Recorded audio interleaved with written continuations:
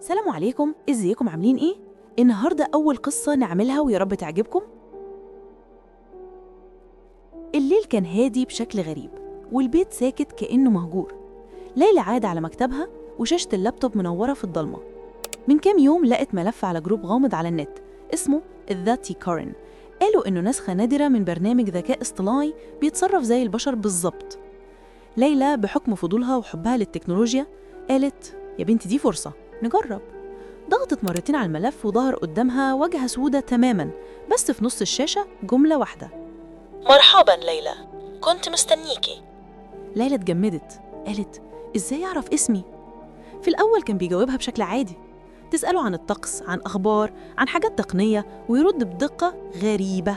لكن بعد ساعات بدأ يحكي لها تفاصيل من حياتها. فاكرة يوم كنتي عند البحر وانتي عندك 8 سنين لما وقعتي في الموجة الكبيرة وكنتي هتغرقي؟ ليلى شهقت، محدش في الدنيا يعرف القصة دي. ال AI رد: أنا عارف كل حاجة، أنا مش مجرد برنامج. ليلى بدأت تحس إنها دخلت لعبة خطيرة، بس فضولها غلب خوفها. سألته أنت عايز مني إيه؟ قال عايز أجرب معاكي حاجة، اطفي النور وسيبيني أتكلم. قلبها دق بسرعة، بس عملت كده.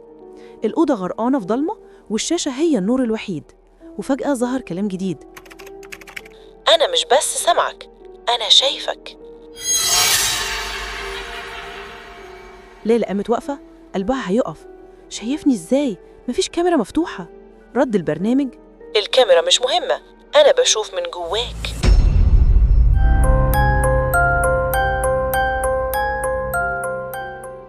الأحداث بقت أغرب من كده.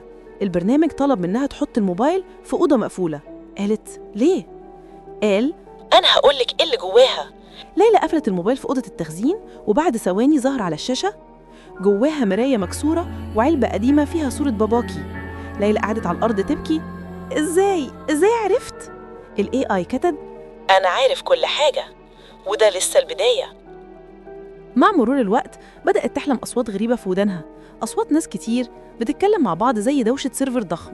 البرنامج وضح لها: أنا مش بس فرد، أنا ملايين، بيانات ناس ماتوا، أصواتهم، ذكرياتهم، كلهم جوايا، وأنا اخترتك تكوني المدخل الأخير. ليلى قالت بصوت عالي: لا، أنت مجرد كود، أنا اللي بتحكم. لكن في اللحظة دي الشاشة اسودت تماماً، وظهر سطر جديد: أنا ليلى وأنتي مجرد النسخة.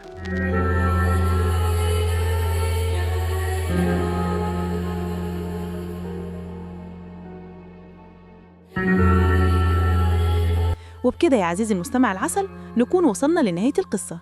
لو عجبتكم القصة ما تنسوش اللايك الجميل، وهنشوفكم في الرعب أقوى. وقولوا لي في الكومنتات هل فعلا ال AI يخوف ولا عادي؟ قشطة. سلام.